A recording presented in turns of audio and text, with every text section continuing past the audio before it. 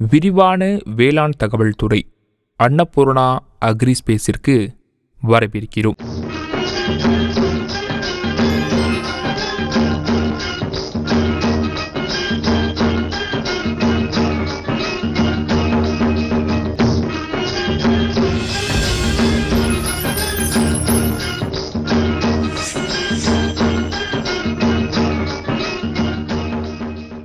இந்த துறையில் நாங்கள் பயிர் மேலும் அதன் பூச்சி கட்டுப்பாடு பற்றி அறிந்து கொள்வோம். இது மிக முக்கியமான பகுதியாகும். ஏனெனில் விவசாயி பெரும்பாலும் பூச்சிகளால் சேதம் ஏற்படுகிறது. வெகு சிலரே இதை அறிவார்கள். நாங்கள் எங்கள் முதலீடு ரசாயன உரங்கள் மற்றும் ரசாயன பூச்சிக்கொல்லிகள் மருந்துகளில் புழுக்கள் பயன்படுத்தப்படுகின்றன. இதன் காரணமாக முடிவுகள் பொருந்தமானவை அல்ல. எதிர்பார்த்த மகசூல் கிடைக்காமல் பயிர் சேதத்தை ஏற்படுத்துகிறது. ஆனாலும் எங்கள் பயிர்களுக்கு இழப்பு பெரிய அளவில் இது பூச்சிகளால் ஏற்படுகிறது. அர்த்தம், எங்களுக்கு 100 ரூபாய் நஷ்டம் ஏற்பட்டது. இந்த 100 ரூபாயில் 60 ரூபாய் நஷ்டம் பூச்சிகளால் ஏற்படுகிறது. எஞ்சியவை முறையற்ற உர மேலாண்மையால் 40 ரூபாய் இழப்பு ஏற்படுகிறது. அதாவது களைகள் மற்றும் பயிர்களை அழிக்கும் பூச்சிக்கொல்லிகள், சாறு உறிஞ்சும் பூச்சிகள் அல்லது இலைகளை உண்ணும் பூச்சிகள் போன்றவற்றால் பெரிய அளவில் பூச்சிகளால் பயிர் இழப்பு ஏற்படுகிறது. இதில் நாம் சரியாக கவனம் செலுத்துவதில்லை. இந்த சூழலில் நாங்கள் நினைக்கவில்லை. ஏனென்றால் ஒவ்வொரு விவசாயியும் தனது சொந்த மனநோய் அல்லது வேறு ஏதாவது இன்னும் சொல்லலாம். ஏனென்றால் பூச்சிகள் வந்த பிறகு பார்த்து விடுவோம் என்று ஒவ்வொரு விவசாயியும் நினைக்கிறார்கள். எதையாவது செய்து பூச்சியை விரட்டுவோம் அப்படி கூறுவார்கள். பூச்சி வந்த பிறகு சாறு உறிஞ்சும் பூச்சிகள் அல்லது பழங்களை உண்ணும் பூச்சிகள் வரும்போது உடனடியாக தெரிந்துவிடும் என்பதால் பூச்சி தொல்லை ஏற்பட்டுள்ளது என்பதை அறிவோம். அவர்கள் இலையை சாப்பிடுகிறார்கள் மற்றும் இந்த பூச்சிகள் நமக்கு தெரிந்த பிறகும் அவை வந்த பிறகும் உடனடியாக தெளிப்பதன் மூலம் அவை கட்டுப்படுத்தப்படும். ஆனால் பயிர்களில் பூச்சிகள் நோய் பரவலுக்கு பிறகான கட்டுப்படுத்துவது கடினம். இந்த வகையான பூச்சிகளை கண்டறிவதற்கு கூட நிறைய நேரம் எடுக்கும். இது மட்டுமின்றி அவற்றை போக்க பல முறை 3 விதமான பூச்சிக்கொல்லி மருந்துகளை வாங்கி அதிக பணம் செலவழித்து பல முறை பயன்படுத்தியும் சொல்ல மாட்டார்கள். இந்த வழியில் பூச்சிகள் ஏற்பட்ட பிறகு கட்டுப்படுத்த நினைத்தாலும் முடியாது. அது முடிந்தாலும் அதற்குள் நிறைய சேதம் ஏற்பட்டிருக்கும். அதுவும் நிதி ரீதியாக இருக்கும். எந்த அளவிற்கு? இல்லை, பயிரின் ஆரோக்கியமும் பாதிக்கப்படும்.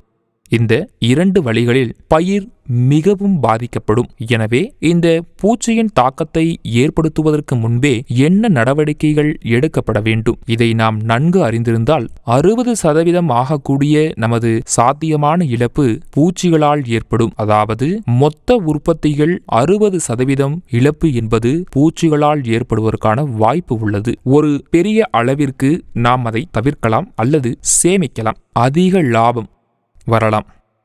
எனவே ஒவ்வொரு விவசாயிக்கும் அவரது இழப்புகளில் பெரும்பாலானவை என்பதை புரிந்து கொள்ள வேண்டும். இது பூச்சிகளால் ஏற்படுகிறது. இந்த பூச்சிகளால் ஏராளமான சேதமும் ஏற்படுகிறது. இதை விவசாயிகள் புரிந்து கொள்ள வேண்டும். அது மட்டுமின்றி பயிர்களில் ஏற்படும் பூச்சிகளை கட்டுப்படுத்தவும் இந்த சிந்தனையில் இருந்து வெளியே வர வேண்டும். அது சாத்தியமில்லை. ஏன்? இதை தெளிவாக சொல்கிறேன்.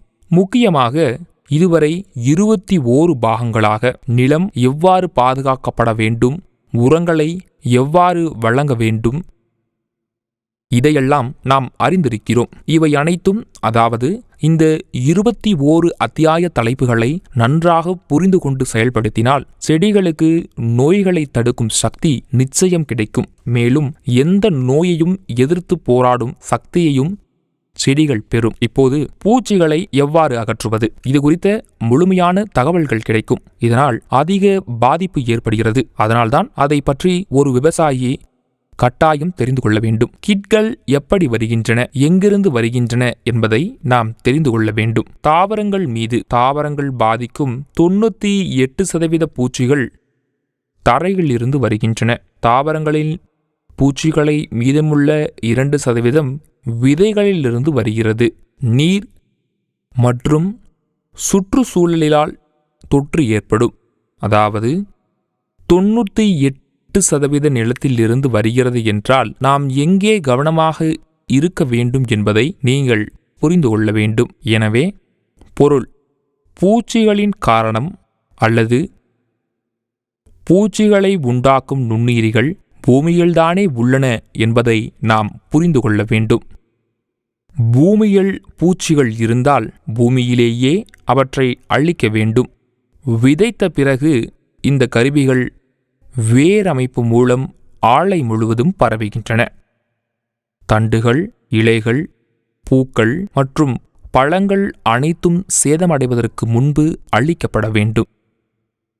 இதை நாம் புரிந்து கொள்ள வேண்டும். அர்த்தம் என்ன?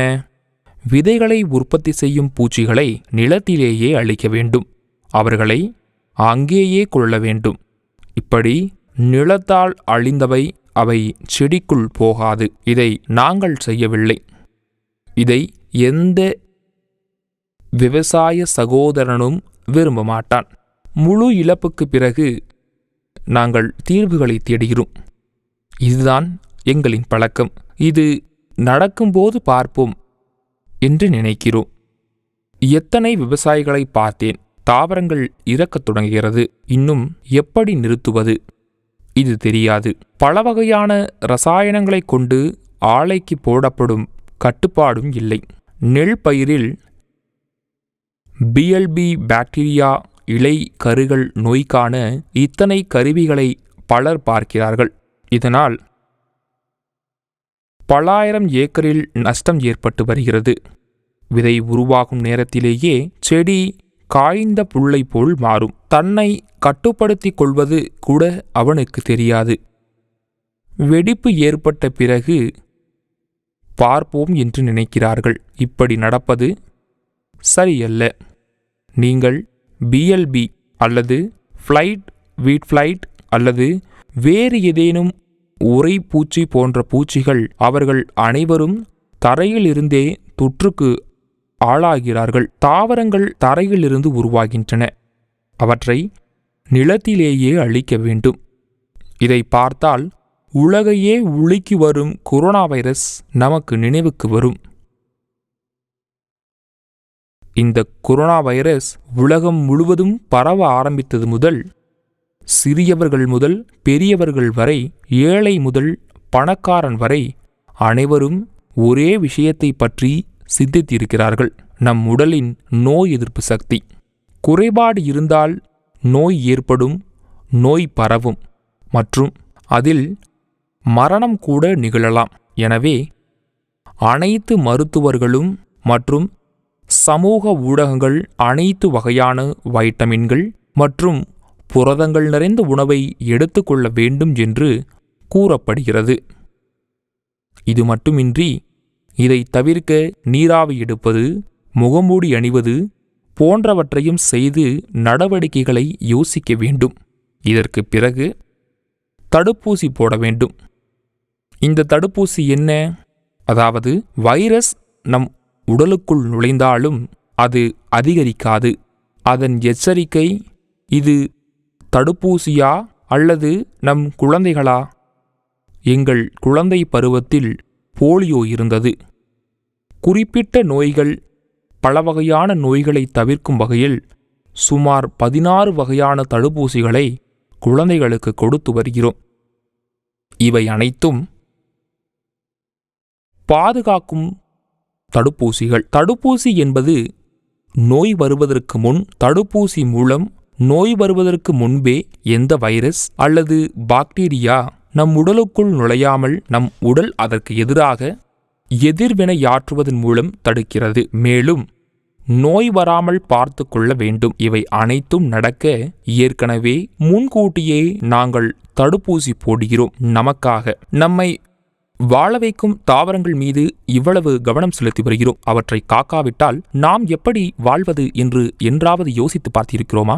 ஏன் தனித்தனியாக சிந்திக்க வேண்டும்? எங்கள் குழந்தைகளுக்கு 14 முதல் 15 வகையான தடுப்பூசிகள் போடுகிறோம். அதாவது அவர்களின் எதிர்காலத்தில் காலரா போன்ற எந்த நோயும் வரக்கூடாது. இதில் ஸ்பெஷல் பிளாக் அல்லது போலியோ அனைத்தும். அதனால்தான் பல தடுப்பூசிகள் கொடுக்கப்படுகின்றன. இப்போது கொரோனாவுக்கும் அதேதான். இதை முற்றிலுமாக தடுப்பதற்கான தடுப்பூசி இப்போதுதான் உருவாக்கப்பட்டது. அதை எதிர்ப்பதற்கான தடுப்பூசி வந்துவிட்டது. அதாவது நமது தாவரங்களும் பயிர்களுக்கும் நிலையான தீர்வு காண வேண்டும். நாங்கள் ஊசி போடுகிறோம் தடுப்பூசி என்ற பெயரில். ஆனால் தாவரங்களுக்கு எப்படி?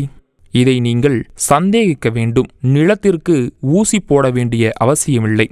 நாம் அவர்களுக்கு தடுப்பூசிகள் அல்லது உயிரியல் கட்டுப்பாடு மருந்துகள் போன்றவற்றை தரையில் கொடுக்க வேண்டும்.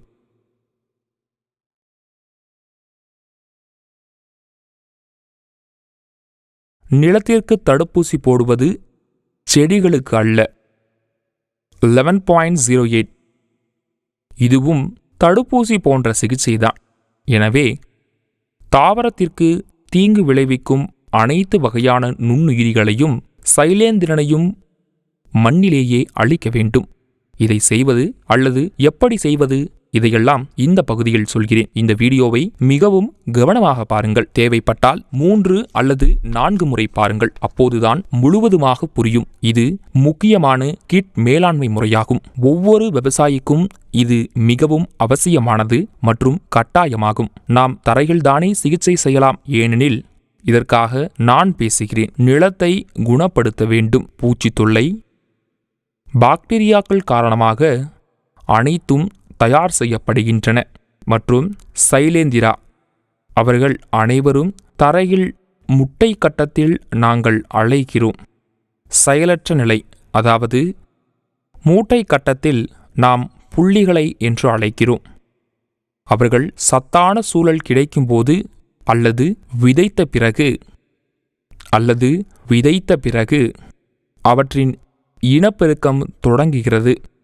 மேலும் அவை அதிகரிக்கின்றன. அவர்களின் வளர்ச்சிக்கு தேவையான உணவு நமது பயிர் மற்றும் நமது பயிர் அவர்களின் முக்கியமான உணவாக தானியம் பயிர் உணவாக இருப்பதால் பயிர் சேதமடைகிறது. விதைத்த பின் சாதகமான சூழலை பெற்ற பிறகு அவற்றின் முட்டைகள் வளர்ந்து இனப்பெருக்கம் செய்கின்றன. ஒவ்வொரு ஆண்டும் விதைப்பு செய்யப்படுகிறது. ஒவ்வொரு முறையும் பல வகையான நுண்ணுயிரிகள் நிலத்தில் இருக்கும். அவை மீண்டும் வளர்ந்து வேர்களுடன் சேர்ந்து தாவரத்தை பாதிக்கின்றன மற்றும் தாவரத்தின் பல பகுதிகளுக்கு சேதம் விளைவிக்கும். எனவே அதை நிலத்திலேயே அழிக்க வேண்டும்.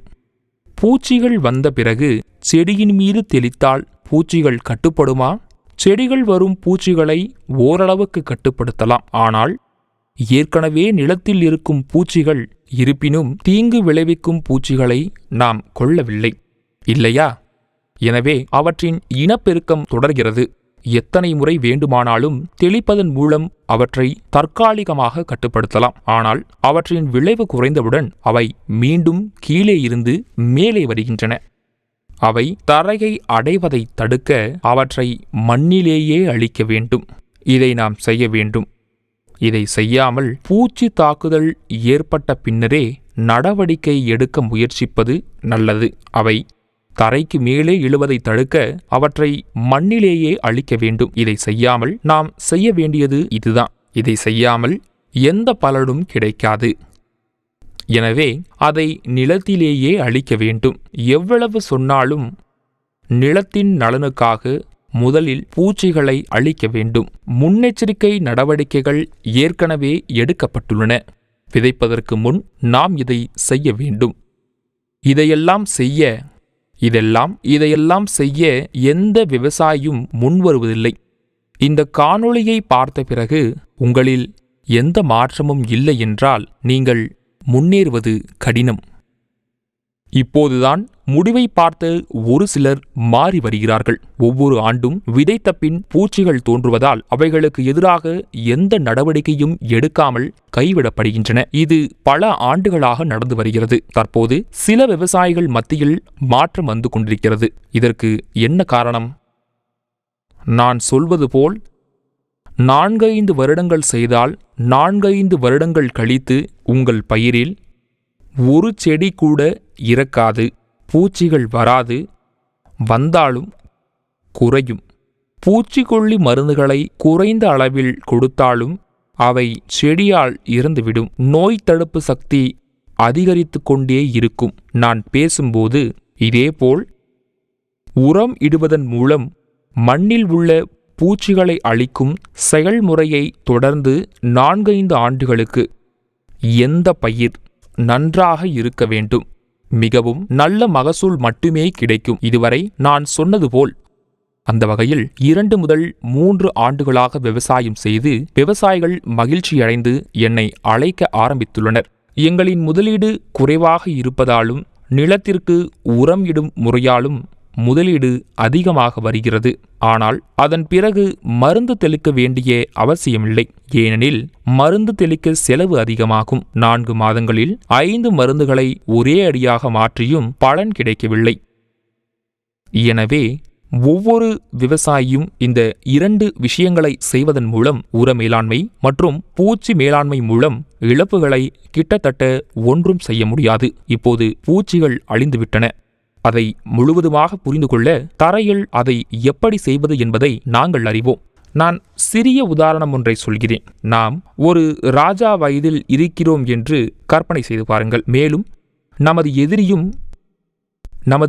எதிரி அரசனும் எதிரி அரசனை நம்மை தன் படையுடன் தாக்கப் போகிறான். எங்களை தாக்குகிறது. நாங்களும் போருக்கு தயாராக இருக்கிறோம். எந்த போருக்கும் நாங்கள் என்ன செய்ய வேண்டும்?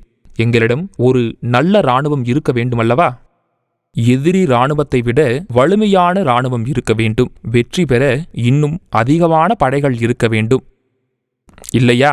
பூச்சிகளும் ஒரே மாதிரியானவை. பூச்சிகளின் காரணம் பாக்டீரியா மற்றும் பூஞ்சை களைக்க எந்த பூச்சிக்கொல்லி மருந்தாக இருந்தாலும் அது தாவரத்திற்கு நன்மை பயக்கும் நட்பு பாக்டீரியா அல்லது நட்பு நுண்ணுயிரிகளாக இருக்க வேண்டும். ஆனால் அது நடக்காது. ஏனெனில் பூச்சிகளுக்கு காரணமான ஷிலேந்திரா அவற்றை இனப்பெருக்கம் செய்கிறது.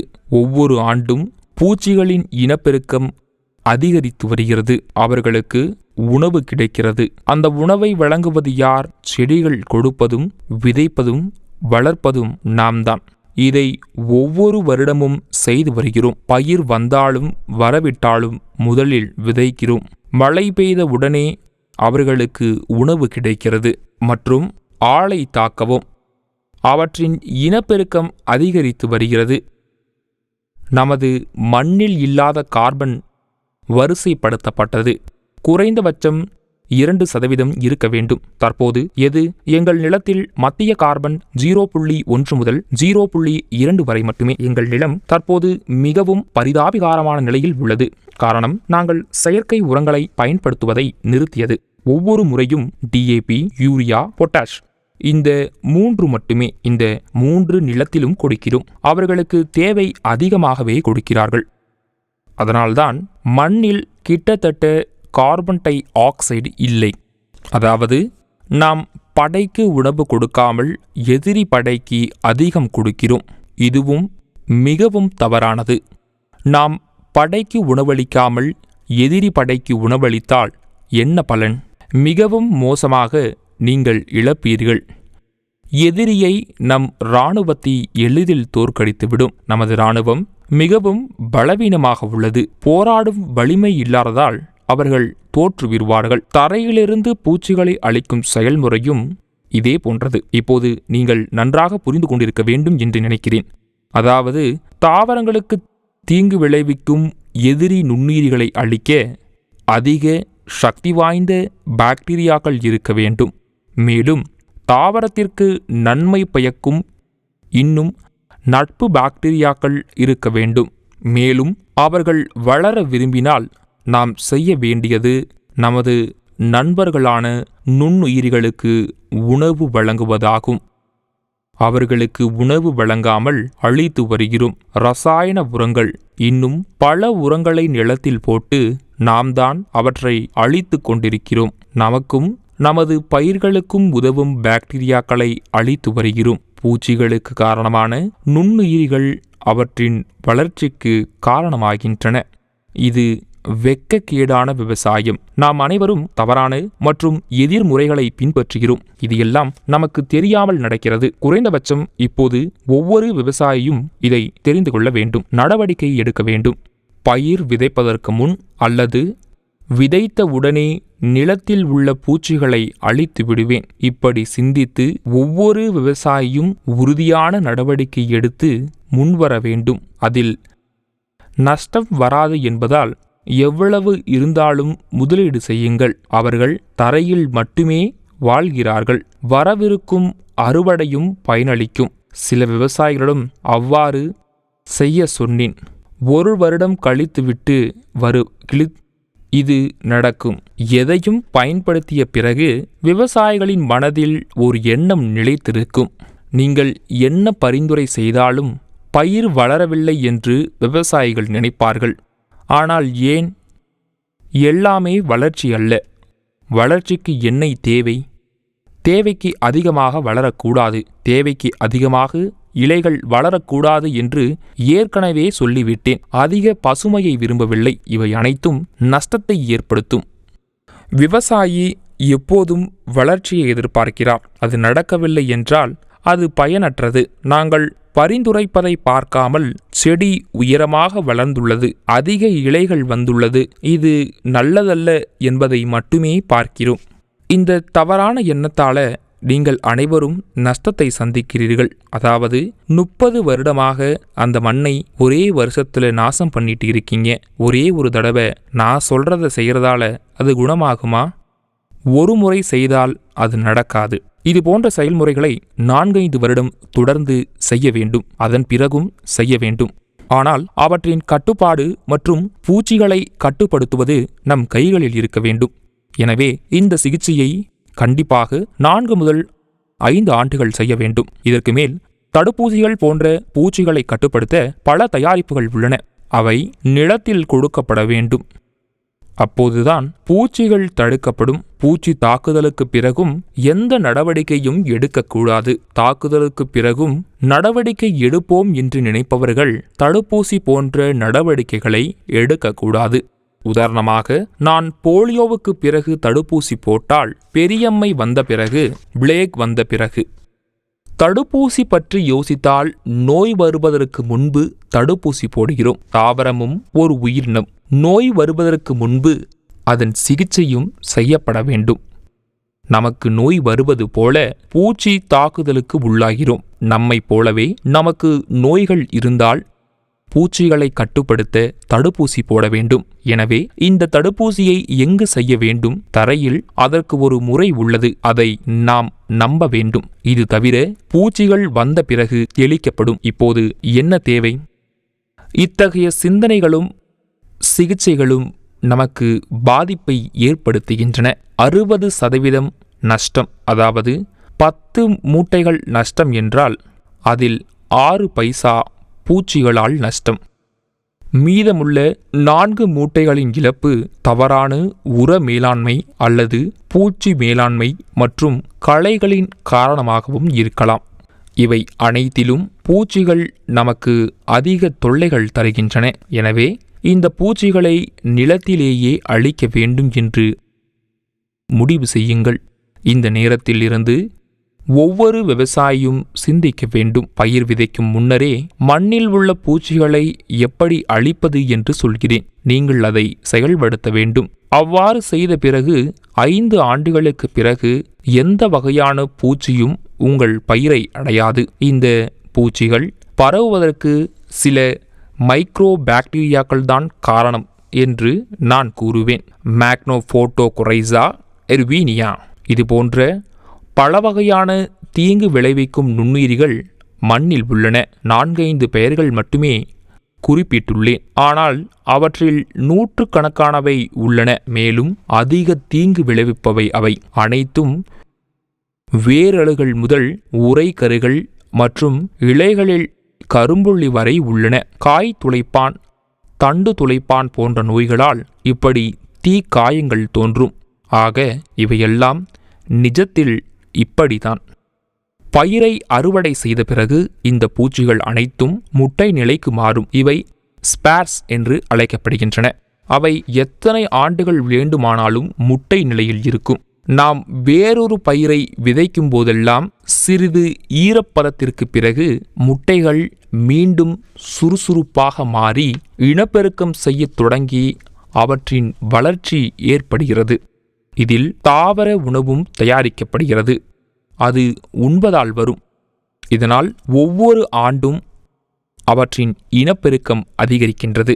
நமக்கு நன்மை பயக்கும் பாக்டீரியாக்களின் உணவு சென்ட்ரல் கார்பன் நல்ல எண்ணிக்கையில் இருந்தால் செடிக்கு உதவும் micro bacteria Trichoderma, Bacillus subtilis, Bacillus ஃபெமிலிஸ், இதேபோல் பாஸ்பரஸ் பாக்டீரியா போன்ற கரிம உரமங்கள், பொட்டாசியம், மேப்லீஷிங் பாக்டீரியா இவை அனைத்தும் தாவரத்திற்கு நன்மை பயக்கும் நுண்ணுயிர்களாகும்.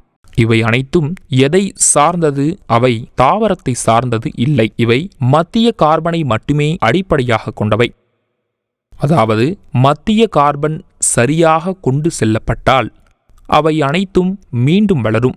ஆனால் அவர்கள் அதிகரிக்க அவர்களின் எண்ணிக்கையை இப்போது பெரிதாக இல்லை. நாம் அவற்றை அழித்துவிட்டோம். எனவே கார்பன் டை ஆக்சைட்டின் அளவை அதிகரிக்க மீண்டும் கரிம உரங்களை மண்ணில் இட வேண்டும். இவை இரண்டும் கூடவே செய்யப்பட வேண்டும். இந்த இரண்டு செயல்முறைகளையும் செய்வதன் மூலம் பூமியில் உள்ள அனைத்து பூச்சிகளும் அழிந்துவிடும். நான் முன்பு கூறியது போல் இந்த உயிரியல் கட்டுப்படுத்திகள் மற்றும் கரிம உரங்களை எவ்வாறு வளர்க்க வேண்டும், அவற்றை எவ்வாறு மண்ணில் பயன்படுத்த வேண்டும், அவற்றை எப்படி செய்வது என்று உங்களுக்கு காண்பிக்கும் நான் இங்கே இணைகிறேன். தயவு செய்து இந்த வீடியோவை பாருங்கள். ஒவ்வொரு விவசாயியும் அப்படிதான். 500 கிலோ அழுகிய மாட்டு சாணத்தில் இருந்து தயாரித்தால் 1 ஏக்கர் நிலம் விதைப்பதற்கு முன்பே ஈரமாகிவிடும். அப்புறம்தான் கண்டிப்பாக போடுங்க. ஒவ்வொரு வருஷமும் இப்படி பண்ணுங்க. நடுவில் நிச்சயமாக அதை விட்டு விடாதீர்கள். எப்படி செய்வது? அந்த வீடியோவையும் இணைக்கிறேன். என்ன கலக்க வேண்டும், எப்படி கலக்க வேண்டும், இவை அனைத்தும் விரிவாக காட்டப்பட்டுள்ளன. இதேபோல் நீங்கள் அனைவரும் அதை உருவாக்குங்கள். அந்த வீடியோவை இங்கே பாருங்கள். ஒட்டுமொத்த வேளாண் செய்தித்துறை அன்னபூர்ணா அக்ரிஸ்பேஸிற்கு வணக்கம். இன்று நாம் கரிம உரங்கள் மற்றும் உயிரியல் கட்டுப்படுத்திகள் கால்நடை உரத்தில் அவற்றை எவ்வாறு அதிகரிப்பது, நான் இதை காட்டுகிறேன். நான் அதை சோதனை முறையில் காட்டுகிறேன். எனவே ஒவ்வொரு விவசாயியும் ஒவ்வொரு ஆண்டும் 1 ஏக்கரில் ஒவ்வொரு பயிரிலும் விதைப்பதற்கு முன் அல்லது நடவு செய்வதற்கு முன் விதைத்த பின் அத்தகைய தயாரிக்கப்பட்ட இயற்கை உரங்கள் மற்றும் உயிரி கட்டுப்படுத்திகளை பயன்படுத்த வேண்டும். பூச்சிகளை கட்டுப்படுத்தும் பணி மிகவும் விலை உயர்ந்ததாக இருக்கும். மேலும் பயிர் இழப்புகளும் அதிகமாக இருக்கும். ஆனாலும் நாம் முன்கூட்டியே நிலத்தை அதிகப்படுத்தினால் பூச்சிகள் நம் பயிர்களுக்கு அருகில் கூட வராது. அதனால்தான் இன்று நம்மிடம் உயிரி கட்டுப்படுத்திகள் உள்ளன. சுடோமோனாஸ் ஃப்ளோரசன்ஸ், பாசிலஸ் அண்ட் சாப்டிலஸ் மற்றும் ஆர்கானிக் உரங்களான ரைசோபியம், அசிட்டோபாக்டீரியா, நைட்ரோசோமோனாஸ், பாஸ்பரஸ், கரையும் பாக்டீரியா, பொட்டாசியம், மேப்லீச்சிங் பாக்டீரியா இவை அனைத்தும் கால்நடை உரத்தில் இப்படிதான் வளர வேண்டும். இந்த பரிசோதனையை இன்று செய்ய உள்ளோம். ஒவ்வொரு விவசாயியும் அதை கவனமாக பார்த்த பிறகு அவற்றை அதே முறையில் தனது கொட்டகையில் அல்லது மரத்தின் நிழலில் அல்லது எந்த மரத்தின் கீழும் நடலாம். இதில் முக்கியமானது என்ன என்பதை இங்கு பார்ப்போம். ஒவ்வொரு ஏக்கருக்கும் 500 கிலோ நன்கு மாக்கிய மாட்டு சாணம், 10 kilo Trichoderma viride, 10 kilo Pseudomonas fluorescens, 10 kilo இளங்கலை சப்ஸ்டீலர்கள், இதேபோல் அனைத்து வகையான இயற்கை உரங்கள் இவை அனைத்தும் 1 ஏக்கருக்கு 5 கிலோ வெல்லம், 2 கிலோ வேக வைத்த உருளைக்கிழங்கை நன்றாக மசித்து இப்படி பேஸ்ட் செய்து கொள்ளவும். இதற்கு பிறகு அனைத்தையும் கலக்க ஒரு ட்ரம் தேவைப்படுகிறது. ஒரு ஏக்கருக்கு 500 கிலோ மாட்டு சாணத்திற்கு 100 லிட்டர் தண்ணீர் தேவைப்படுகிறது. ஆனால் இங்கு அரை ஏக்கருக்கு தேவையான அளவு தயாரித்து நான் பயன்படுத்துவதை காட்டுகிறேன். முதலில் அரை ஏக்கருக்கு 200 முதல் 250 கிலோ அழுகிய மாட்டு சாணம் தேவைப்படும். இது முற்றிலும் அழுகியதாக இருக்க வேண்டும். இதனால் கட்டியாக இருக்கக்கூடாது. ஆனால் கைகளில் தேய்த்து உடைக்க வேண்டும். இங்கு 200 முதல் 250 கிலோ வரை நன்கு அழுகிய மாட்டு சாணத்தை எடுத்து வருகிறேன். இயற்கை உரங்களை வெளியிலிருந்து வாங்கினால் விலை அதிகம். நமது அவுனியின் பையில் 2000 முதல் 20 கிலோ இயற்கை உரங்கள் இருக்கலாம் என்று மதிப்பிடலாம். அவுனி பிராண்ட் பிரதீபா பயோடெக் இந்த 40 கிலோ பையில் 20 கிலோ கரிம உரங்கள் உள்ளன. மேலும் கலக்க இங்கு ஒரு ட்ரம் உள்ளது. அதில் நாம் அரை ஏக்கருக்கு 50 லிட்டர் தண்ணீர் தேவைப்படும். இதோ 5 கிலோ வெல்லம்,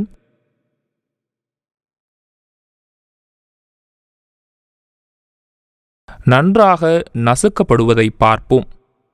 இப்படி 5 கிலோ வெல்லத்தை நன்றாக இடித்து பொடி செய்து கொள்கிறார்கள். 2 கிலோ உருளைக்கிழங்கை வேக வைத்து கேக் செய்திருக்கிறேன். பாருங்கள், இவை அனைத்தும் அதை தண்ணீரில் கலந்து கரைக்க வேண்டும். இப்போது நாம் உயிரி கட்டுப்படுத்திகளை பார்ப்போம். இது டிராகோடர்மா விரிடி. அரை ஏக்கருக்கு 5 கிலோ எடுத்திருக்கோம்.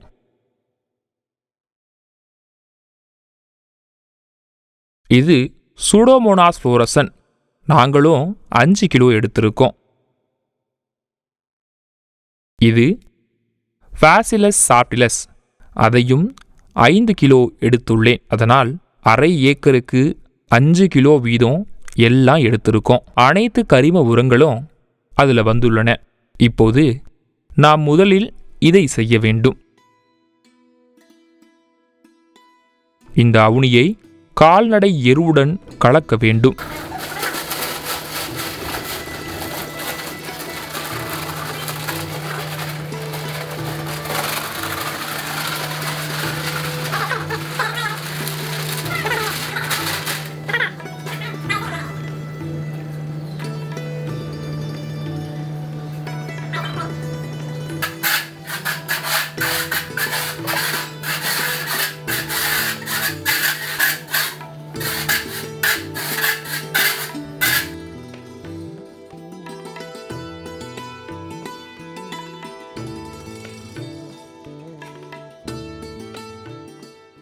நாம் செய்தது அழகிய மாட்டு சாணத்தில் அவுனியை கலந்துவிட்டோம். அதாவது 20 கிலோ கரிம உரம் கலக்கப்பட்டுள்ளது. இதில் ரைசோபியம், அசிட்டோமோனாஸ், பாஸ்பரஸ், பொட்டாசியம் இவை அனைத்தும் உள்ளன. இவற்றில் கால்நடை உரமும் கலக்கப்பட்டுள்ளது.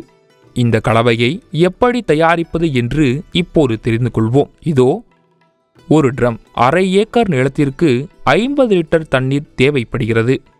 இதில் முதலில் வெல்லம் சேர்க்க வேண்டும்.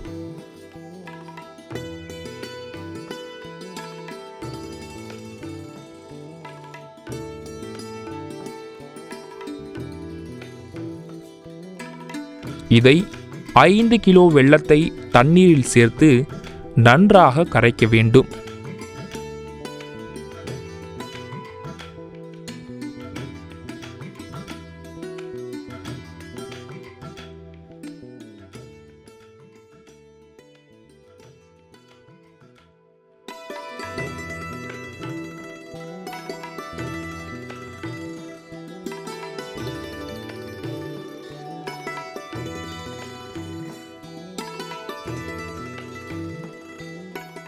இதை வேக வைத்த உருளைக்கிழங்கு பேஸ்ட்.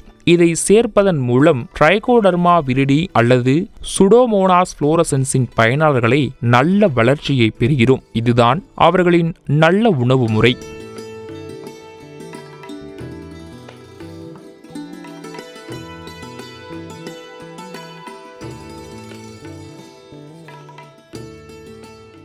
ட்ரைகோடர்மா விரிடின் ரிச் என்ற பிராண்டின் கீழ் கிடைக்கிறது. அதில் 5 கிலோ சேர்க்க வேண்டும்.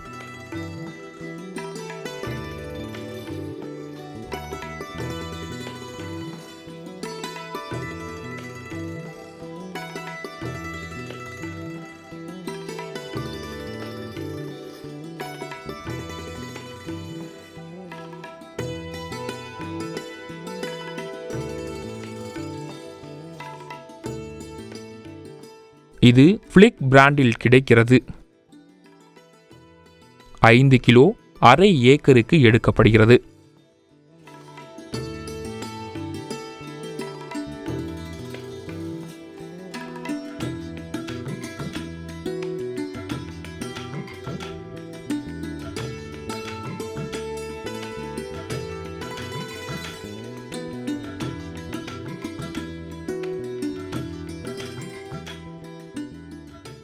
இது பிரதீபா பயோடெக் நிறுவனத்திடமிருந்து சர்வர் என்ற பிராண்ட் பெயரில் கிடைக்கிறது. அரை ஏக்கருக்கு 5 கிலோ இந்த கலவையில் கொடுக்க வேண்டும்.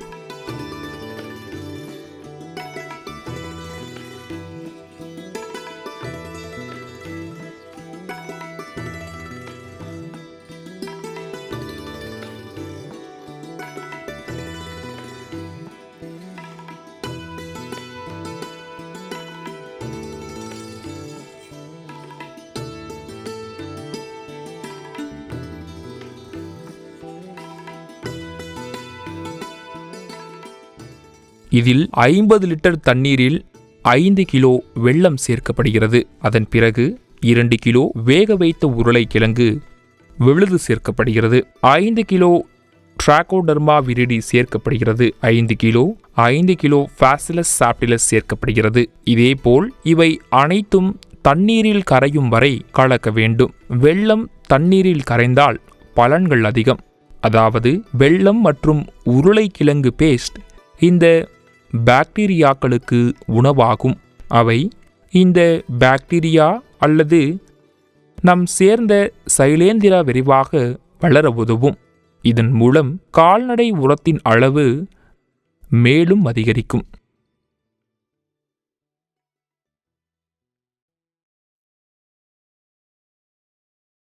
இந்த இயந்திரம் கலப்பு கால்நடை உரத்தை நிலத்திற்கேற்ப தெளிக்க வேண்டும்.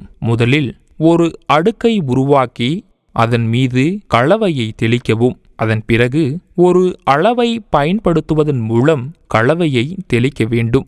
இப்படித்தான் செய்ய வேண்டும்.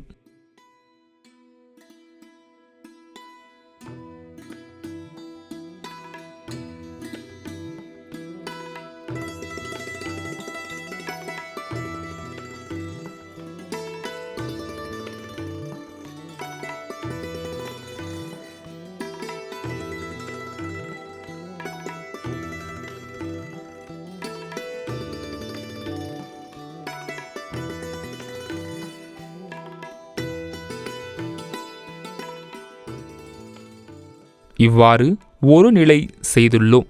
தோராயமாக 4-5 அங்குல அடுக்கு செய்த பிறகு தயாரிக்கப்பட்ட கலவையை தெளிக்க வேண்டும்.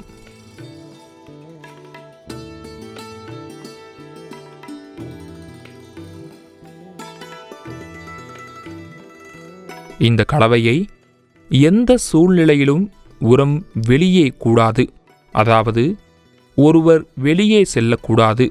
தெளிப்பதற்கு முன் ஒவ்வொரு முறையும் நன்கு கலக்க வேண்டும்.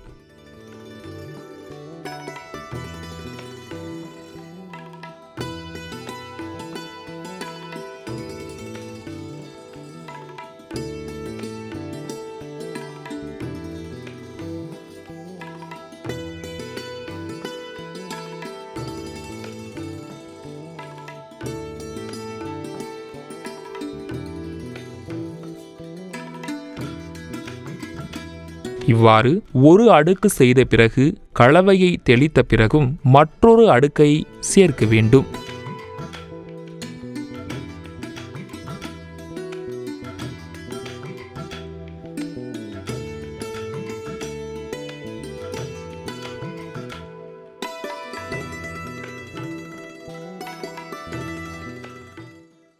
இந்த உரத்தை சமமாக இட வேண்டும்.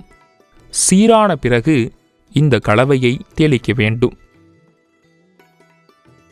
இப்படி தெளித்த பிறகு மேலும் ஒரு அடுக்கை சேர்க்க வேண்டும். இவ்வாறு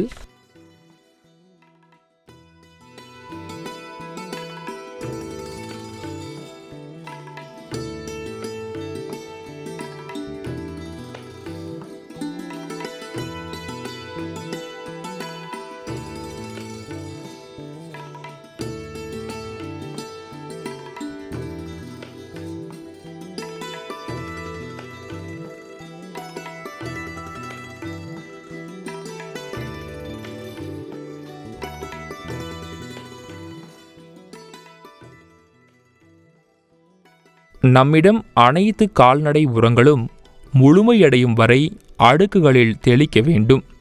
இந்த வழியில் அடுக்குகள் உருவாகின்றன மற்றும் தயாரிக்கப்பட்ட திரவம் தெளிக்கப்படுகிறது.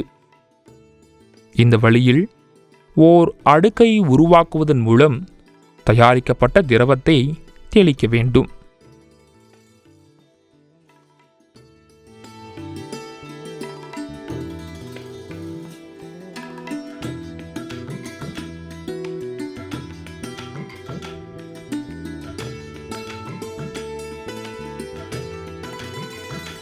இப்போது 4 அடுக்குகளை உருவாக்கியுள்ளோம்.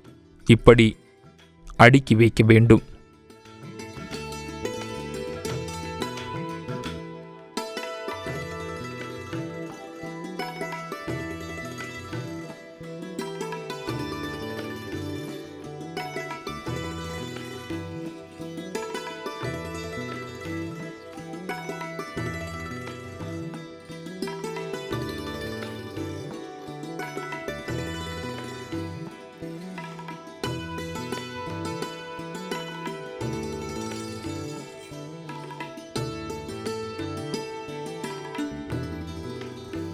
ஒரு குவியல் செய்த பிறகு ஈரத்துணியை அதன் மேல் மூடி வைக்க வேண்டும். தண்ணீரில் மீண்டும் மீண்டும் துணிகளில் தெளிக்க வேண்டும். அதனால் துணி வறண்டு போகாது, ஆனால் தண்ணீர் ஓடக்கூடியது.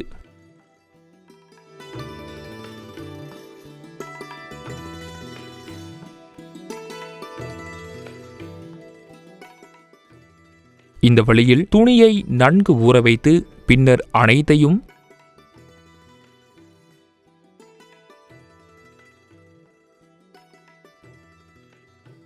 தண்ணீரையும் வெளியேற்றவும் நன்றாக மூடி வைக்க வேண்டும்.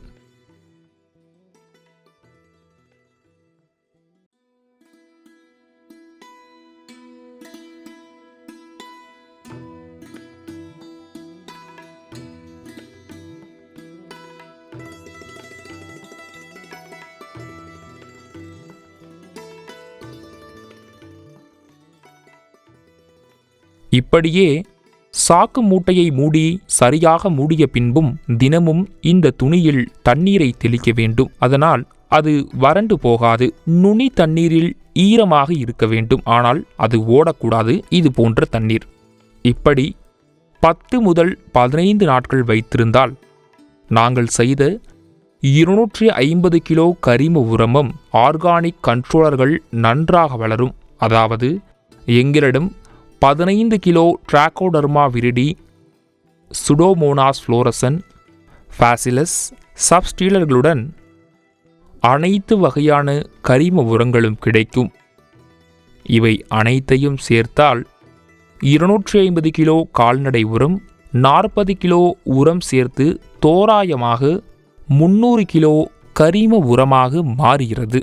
10 முதல் 15 நாட்களில் 300 கிலோ கரிம உரம் மற்றும் உயிரி கட்டுப்படுத்தி வாங்க வேண்டும் என்றால் 7000 ரூபாய் செலவாகும். ஆனால் வாங்காமல் 300 கிலோ கரிம உரம் மற்றும் உயிரியல் கட்டுப்படுத்திகளை எளிதாக தயாரித்து உள்ளோம். 10 முதல் 15 நாட்களுக்கு பிறகு அவை அனைத்தும் பெருகி இனப்பெருக்கம் செய்யும். 10 முதல் 15 நாட்களுக்கு பிறகு அதை வெளியே எடுத்து ஈரமான நிலத்தில் போட்டு சரியாக மூட வேண்டும். இப்படி ஒவ்வொரு வருடமும் கரிம உரங்கள் மற்றும் உயிரி கட்டுப்படுத்திகளை தயாரித்து நிலத்தில் போட வேண்டும். விதைப்பதற்கு முன் அல்லது நடவு செய்வதற்கு முன் ஒவ்வொரு ஆண்டும் நிலம் பாய்ச்சப்பட வேண்டும். இப்படி செய்வதால் பூச்சிகள் நிலத்திலேயே அழிந்துவிடும். பூச்சிகள் தொடர்பான நுண்ணுயிரிகள் அல்லது சைலேந்திரா அவர்களின் மண்ணிலேயே அழித்து விடுவோம். இவற்றை அழிப்பதன் மூலம் நிலத்தின் வலிமை அதிகரிக்கிறது. அது மட்டுமின்றி பயிருக்கு தீங்கு விளைவிக்கும் அனைத்து வகையான நுண்ணுயிரிகளும் அழிந்துவிடும். இப்படி செய்தால் நமது முதலீடு குறைவாக இருந்தாலும் விளைச்சல் அதிகமாகி நிலமும் பாதுகாப்பாக இருக்கும். இப்படி 5 வருடம் முயற்சி செய்யுங்கள். உங்கள் வயலில் ஒரு செடி கூட இறக்காது. மேலும் பூச்சிகள் உங்கள் பயிரின் அருகில் கூட வராது. இந்த வழியில் ஒவ்வொரு ஆண்டும் நாம் அதை செய்ய வேண்டும். இதை செய்வதினால் நமது விவசாய நிலம் பாதுகாப்பாக இருக்கும். அதையே ஒவ்வொரு விவசாயியும் செய்ய வேண்டும். விவசாயிகளின் வளர்ச்சியை அதிகரிக்க கால்நடை உரத்தில் இயற்கை உரங்கள் மற்றும் உயிரி கட்டுப்படுத்திகளை பயன்படுத்துவார்கள் என்று நம்புகிறேன். நன்றி. இப்போது நாம் பார்த்த வீடியோவைப் போல் கரிம உரங்கள் மற்றும் கட்டுப்படுத்தி நல்ல சாகுபடிகள் பெரும்பாலான பூச்சிகள் நிலத்திலேயே அதிகரிக்கப்படும். இன்னும் அடுத்த காணொளியில் நமது பயிர்கள் பூச்சிகள் சிறிய அளவில் தோன்றாமல் தடுப்பது எப்படி என்று சொல்கிறேன். நன்றி.